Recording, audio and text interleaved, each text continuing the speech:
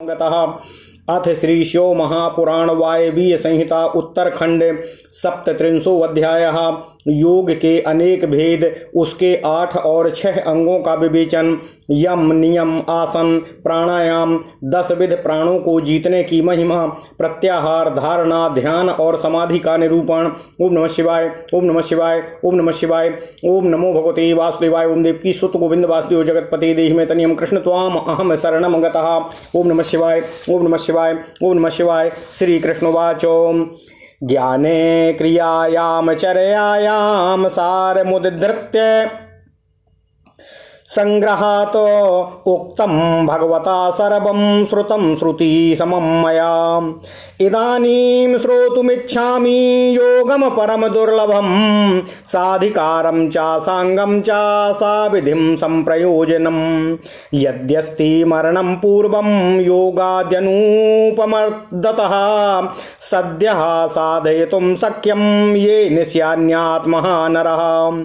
तच्च तत्कारणं चैव तत्काल करणानि च तद्भेद तारतम्यं च वक्तुमर्हसि तत्त्वतः। उपमन्युर्वाचो स्थाने पृष्ठं त्वया कृष्ण सर्वप्रश्नार्थवेदिना ततः क्रमेण तत्सर्वं वक्ष्ये शृणु समाहितः।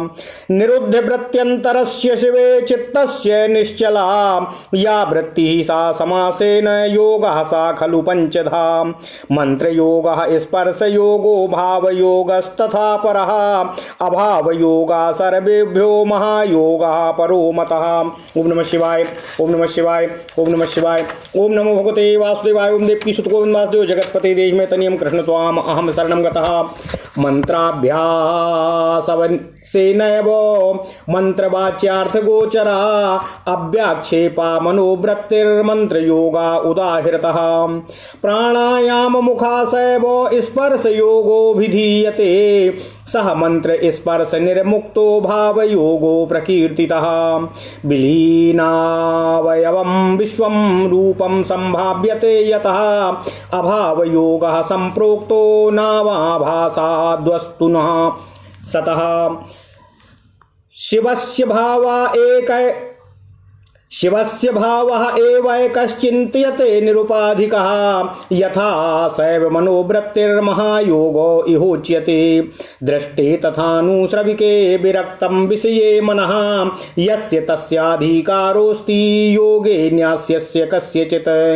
विषयाद्वयदोषाणां गुणानामीश्वरस्य च दर्शनादेव सततं विरक्तं जायते मनः। अष्टांगो वा षडंगो वा सर्वयोगः सफामतः। अष्टांगो वा षडंगो वा सर्वयोगः समासतः। यमस्य नियमस्यैव स्वस्तिकाद्यां यथासनं। प्राणायाम प्रत्याहारो धारणा ध्यानमेव च समाधिरिति योगाष्टान्यावुक्तानि सूरिभिः। आसनं प्राणसंरोधः प्रत्याहारोऽथ धारणा ध्यानं समाधिर्योगस्य षडंगानि समासतः। पृथग लक्षणमेतेषां शिवशास्त्रे समीरितं शिवागमेषु चान्येषु विशेषात् कामिकादिषु। योगशास्त्रेष्वपि तथा पुराणेष्वपि केषु च अहिंसा सत्यमस्तेयं ब्रह्मचर्या परिग्रहः। यम इत्युच्यते सद्भिः पंचावयवयोगतः। ओम नमः शिवाय। शौचं तुष्टिस्तपश्चैव जपः प्राणिधिरेव च इति पंच प्रभेदः स्यान्नियं स्यांस भेदतः। स्वास्तिकं पद्ममध्येन्दु वीरम योगः प्रसादितं पर्यङ्कं च यथेष्टं च प्रोक्तमासन्मष्टधा। ओम नमः शिवाय। प्राणः स्वेदः जो वायुस्तस्यायामो निरोधनं तद्रेचकं पूरकं च कुम्भकं च त्रिधोच्यते। नासिकापुटमङ्गुल्याः पीड्यैकमपरेण तु औदरं रेचयेद्वायुं तथा यं रेचकः स्मृतः बाह्येन मरुता देहम् उद्धृतिवत् परिपूरयेत् नासापुटेनापरेण पूरणात् पूरकं मतम् नामुच्यन्ति न गृह्णान्ति वायुमन्तर्बहिः स्थितं सम्पूर्णं कुम्भवत्तिष्ठेदचलः सा तु कुम्भकः रेचकाद्यं त्रयमिदं न द्रुतं न विलम्बितं तद्यतः क्रमयोगेन त्वभ्यसेद्योगसाधकः रेचकादिषु योऽभ्यासो नाडीशोधनपूर्वकः स्वेच्छोत्क्रमणपर्यन्तः प्रोक्तो योगानुशासने कन्याकादिक्रमावसात् प्राणायाम निरोधनं तच्चादुद्धोत्पदिष्टं वश्यान्मात्रा गुणविभागतः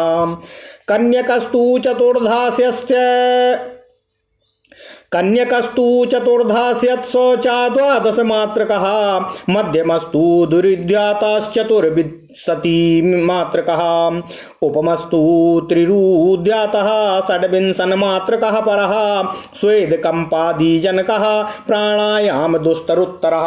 ओम नमः शिवाय ओम नमः शिवाय ओम नमो भगवते वासुदेवाय ओम देवकीसुत गोविंद वासुदेव जगतपते देहि मे तनियं कृष्ण त्वाम अहम शरणं गतः आनंदोद्भव रोमांचा नेत्राश्रूणाम विमोचनम् जल्प भ्रमण मूर्छाद्याम जायते योगिनः परम जानुम प्रदक्षिणीकृत्य नाद्रुतम न विलंबितम् अंगुलीस्फोटनं कुर्यात् सा मात्रेति प्रकीर्तितः मात्राक्रमेण विज्ञेयाश्चोदघात क्रमो योगतः नाडी विशुद्धि पूर्वं तु प्राणायामं समाचरेत अगर्भश्च सगर्भश्च प्राणायामो द्विधा स्मृतः जपं ध्यानं विना गर्भं सगर्भस्तत्समन्वयात्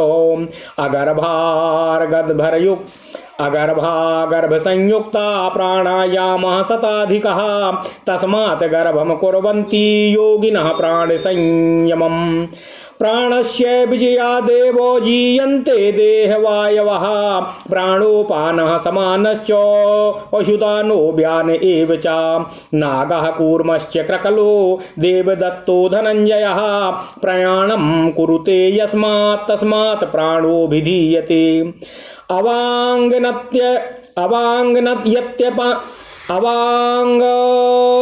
अवाङ्गनयत्यपानाख्यो यदाहारादि भुञ्जते व्यानो शयत्यङ्गान्यशेषाणि विवर्धयन् उद्दीजयति मार्माणीत्युदानो वायुरीरितः समं नयति सर्वांगं समानस्तेन गीयते उद्गारे नाग आख्यातः कूर्म उन्मीलने स्थितः क्रकलः अक्षवथोद्येयो देवदत्तो विजृम्भणे न जहाति मृतं चापि सर्वव्यापी धनञ्जयः क्रमेणाभ्यस्यमानोऽयं प्राणायामः प्रमाणवानो निर्दह्यत्यखिलं दोषं कर्तुर्देहं च रक्षति प्राणे तु विजिते सम्यक् तच्चिहान्युपफलेक्षयेत बिण्मूत्रश्लेष्माणाम् अतावदल्पभावः प्रजायते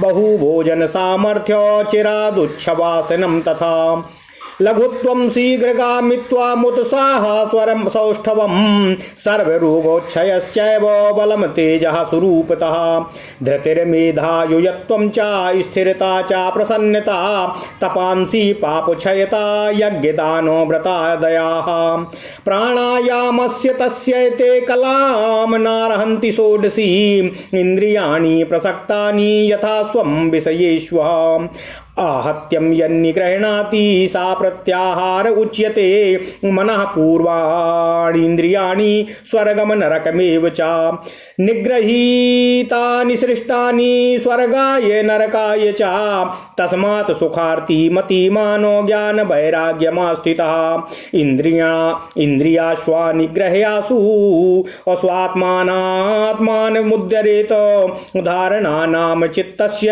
स्थानबन्धा समा समासतः स्थानं च शिव एवैको नान्याद्दोषत्रयं यतः कालं कं चावधीकृत्य स्थानेव स्थापितं मनः न तु प्रच्यवते लक्ष्याद्वारणास्यान्य चान्यथा मनसः प्रथमं स्थैर्यं धारणातः प्रजायते तस्माद्धीरं मनः कुर्याद् धारणाभ्यास योगतः अध्याय चिंतायाम स्मृतो धातुः शिव चिंता मुहुर्मुहुः अव्याक्षिप्तेन मनसा ध्यानम नाम तदुच्यते। ओम नमः शिवाय। अध्येयावस्थित चित्तस्य सदृशः प्रत्ययश्च च प्रत्ययांतर निर्मुक्तः प्रबाहो ध्यान मुच्यते सर्वमन्त्यात् परित्यज्य शिव एव शिवंकरः परो ध्येयोऽधिदेवेशः असमाप्ताथर्वणि श्रुतिः तथा शिवापराधेया सर्वभूतगतौ शिवो तौ श्रुतौ स्मृति शास्त्रेभ्यः सर्वगौ सर्वदोदितो सर्वज्ञो सततं ध्येयो नाना रूप विभेदितः विमुक्तिः प्रत्ययः पूर्वः प्रत्ययश्च क्षिणेमादिकम् इत्येतद् द्विविधं ज्ञेयं ध्यानस्यास्य प्रयोजनं ध्याता ध्यानं तथा ध्येयं यच्च ध्यान प्रयोजनम् एतच्चुष्टयं ज्ञात्वा योगं युञ्जीत योगवितो ज्ञान वैराग्य संपन्नः श्राद्धदान क्षमान्वितः निर्ममश्च सदोत्साही ध्यातेत्थं पुरुषं स्मृता जपाश्रान्तः पुनर्ध्याये ध्यान श्रान्तः पुनर्जपेत जपाध्यानाभियुक्तस्य क्षिप्रम योगः प्रसिद्धयति धारणा द्वादशायाम ध्यानं द्वादश धारणं ध्यान द्वादशकं यावत् समाधिरभिधीयते समाधिर्नाम योगांगम अंतिमं परिकीर्तितं समाधिना च सर्वत्र प्रज्ञालोकः प्रवर्तते यदर्थमात्र निर्भासम् अस्थितिमितोदाधिवस्थितम्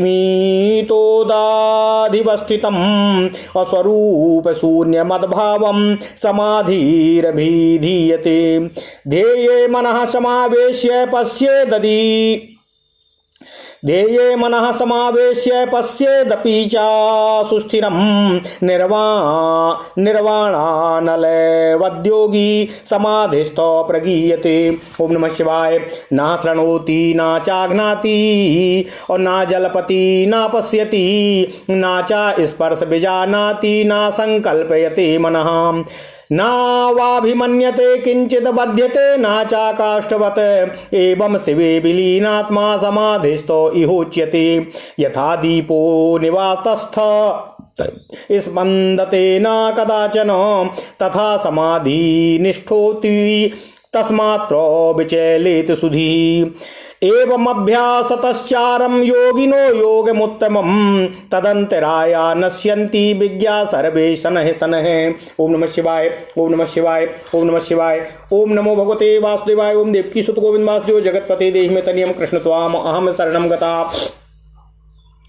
अथ श्री शिव महापुराण वायवीय संहिता उत्तरखंड 37वां अध्याय योग के अनेक भेद उसके 8 और 6 अंगों का विवेचन यम नियम आसन प्राणायाम 10 विध प्राणों को जीतने की महिमा प्रत्याहार धारणा ध्यान और समाधि का निरूपण। ओम नमः शिवाय। ओम नमः शिवाय। ओम नमः शिवाय। ओम नमो भगवते वासुदेवाय। ओम देवकी सुत गोविंद वासुदेव जगतपते देहि में तनियम कृष्ण त्वाम अहम शरणं गता।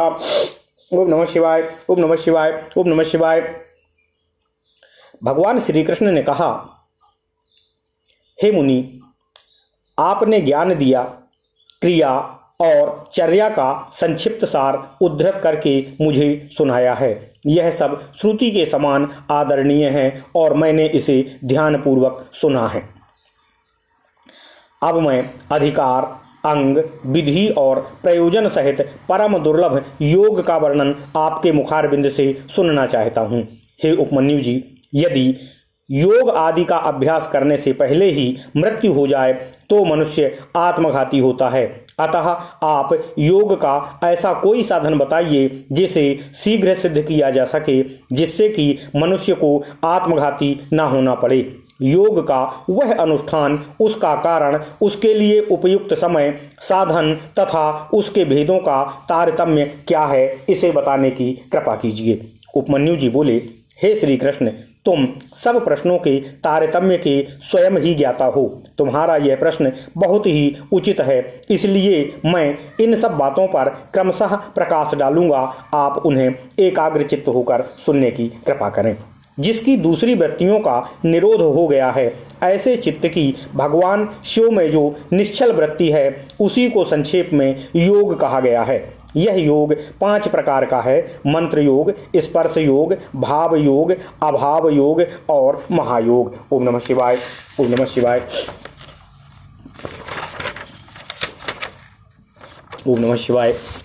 हे श्री कृष्ण, मंत्र जप के अभ्यासवश मंत्र के वाच्यार्थ में स्थित हुई विक्षेप रहित जो मन की वृत्ति है, उसका नाम मंत्र योग है। मन की वही वृत्ति जब प्राणायाम को प्रधानता दे तो उसका नाम स्पर्श योग होता है। वही स्पर्श योग जब मंत्र के स्पर्श से रहित हो तो वह भाव योग कहलाता है। जिससे संपूर्ण विश्व के रूप मात्र का अवयव विलीन अर्थात तिरोहित हो जाता है, उसे अभाव योग कहा जाता है, क्योंकि उस समय सद्वस्तु का भी भान नहीं होता है। जिससे एकमात्र उपाधि शून्य शिव स्वभाव का चिंतन किया जाता है और मन की वृत्ति शिवमयी हो जाती है, उसे महायोग कहते हैं। ओम नमः शिवाय। देखे और सुने गए लौकिक और पारलौकिक विषयों की ओर से जिसका मन विरक्त हो गया है, उसी का योग में अधिकार है, दूसरे किसी का नहीं है। लौकिक और पारलौकिक दोनों विषयों के दोषों का और ईश्वर के गुणों का सदा ही दर्शन करने से मन विरक्त होता है। प्रायः सभी योग 8 या 6 अंगों से युक्त होते हैं। यम, नियम, स्वास्तिक आदि आसन, प्राणायाम, प्रत्याहार, धारणा, ध्यान और समाधि, ये विद्वानों ने योग के 8 अंग बताए हैं। आसन, प्राणायाम, प्रत्याहार, धारणा, ध्यान और समाधि, ये थोड़े में योगों के 6 लक्षण होते हैं। ओम नमः शिवाय। हे श्री कृष्ण, शिव शास्त्र में इनके पृथक पृथक लक्षण बताए गए हैं। अन्य शिवागमों में, विशेषतः कामिक आदि में, योग शास्त्रों में और किन्हीं किन्हीं पुराणों में भी इनके लक्षणों का वर्णन है। अहिंसा, सत्य, आस्तेय, ब्रह्मचर्य और अपरिग्रह, इन्हें सत्पुरुषों ने यम कहा है। इस प्रकार यम 5 अवयवों के योग से युक्त है।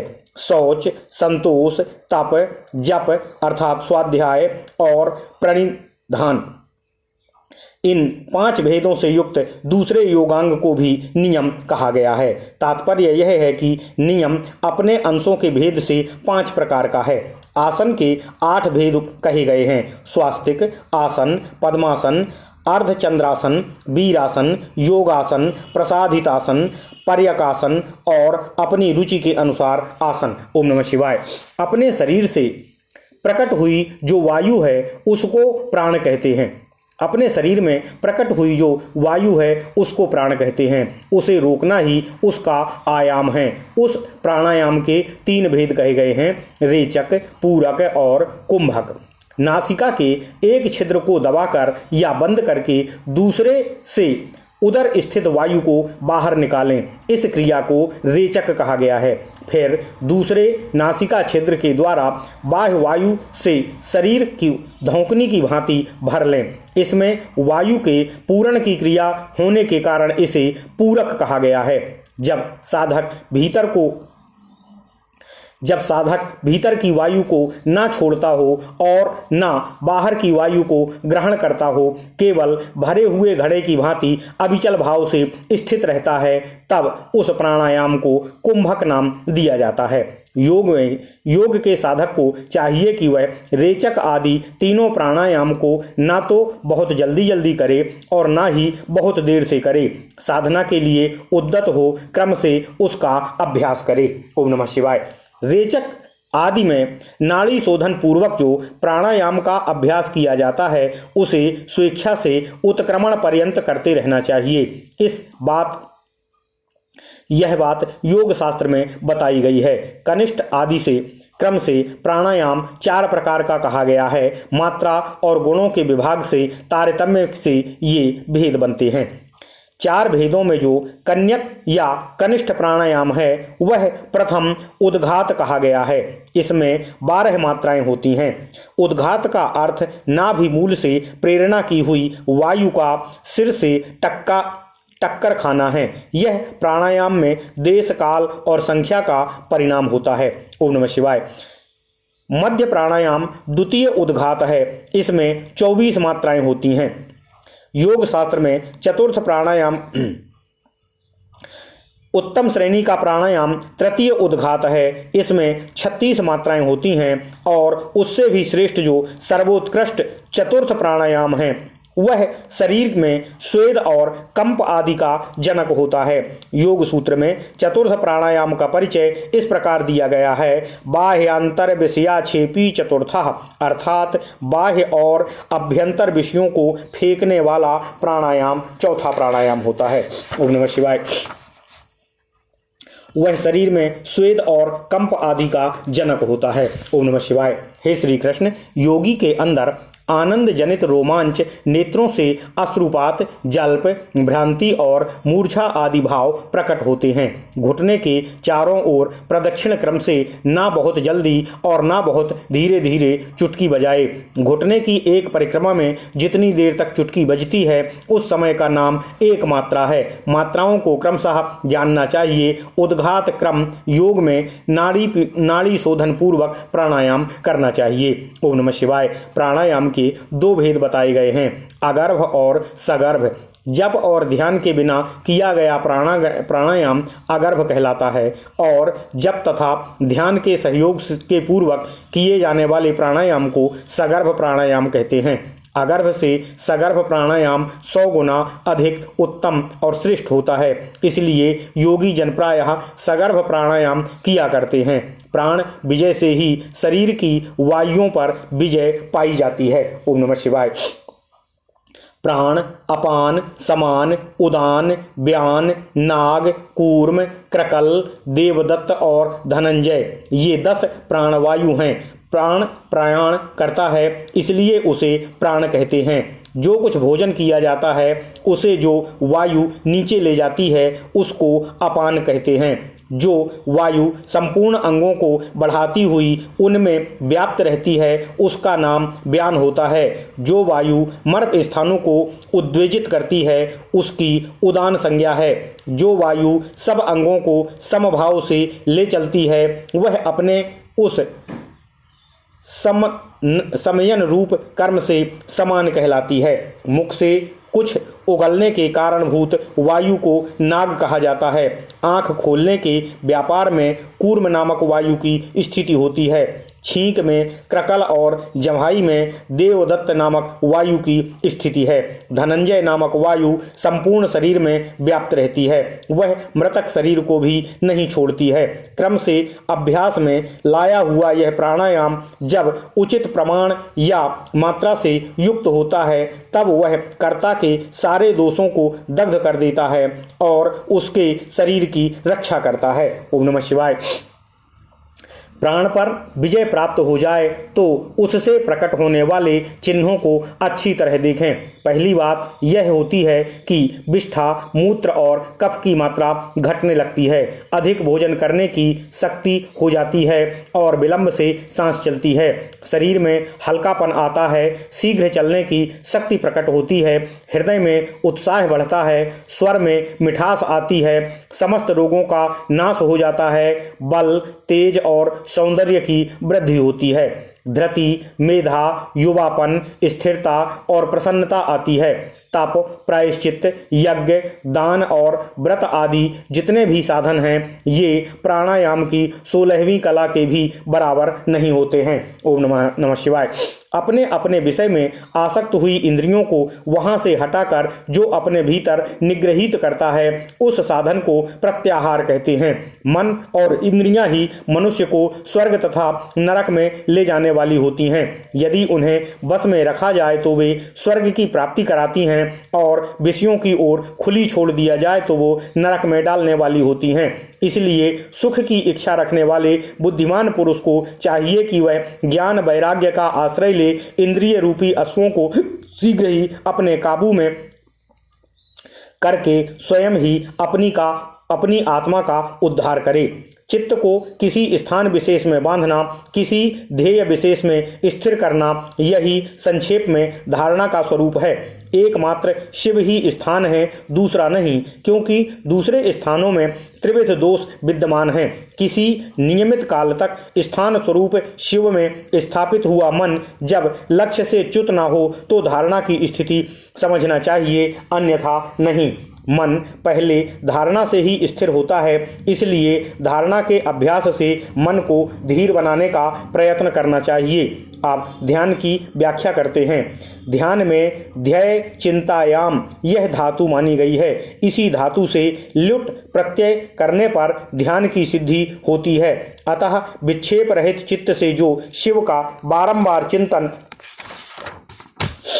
किया जाता है उसी का नाम ध्यान है। ध्येय में स्थित हुए चित्त की जो ध्येयाकार वृत्ति होती है और बीच में दूसरी वृत्ति अंतर नहीं डालती, उस ध्येयाकार वृत्ति का प्रवाह रूप से बना रहना ध्यान कहलाता है।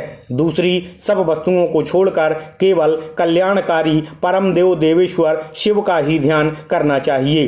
वे ही सबके परम ध्येय हैं और अथर्ववेद की श्रुति का अंतिम निर्णय है। ओम नमः शिवाय। इसी प्रकार शिवा देवी भी परम ध्येय हैं। ये दोनों शिवा और शिव संपूर्ण भूतों में व्याप्त हैं। श्रुति, स्मृति एवं शास्त्रों से यह सुना गया है कि शिवा और शिव सर्वव्यापक, सर्वदा उदित, सर्वज्ञ एवं नाना रूपों में निरंतर ध्यान करने योग्य हैं। ओम नमः शिवाय। इस ध्यान के दो प्रयोजन जानने चाहिए। पहला है मोक्ष और दूसरा प्रयोजन है अणिमा आदि सिद्धियों की उपलब्धि। ध्याता, ध्यान, ध्येय और ध्यान प्रयोजन, इन चारों की अच्छी तरह जानकर योगवेत्ता पुरुष योग का अभ्यास करे। जो ज्ञान और वैराग्य से संपन्न, श्रद्धालु, क्षमाशील, ममता रहित तथा सदा उत्साह रखने वाला है, ऐसा ही पुरुष ध्याता कहा गया है, अर्थात वही ध्यान करने में सफल होता है। ओम नमः शिवाय। हे श्री कृष्ण, साधक को चाहिए कि वह जप से थकने पर फिर ध्यान करे और ध्यान से थक जाने पर पुनः जप करे।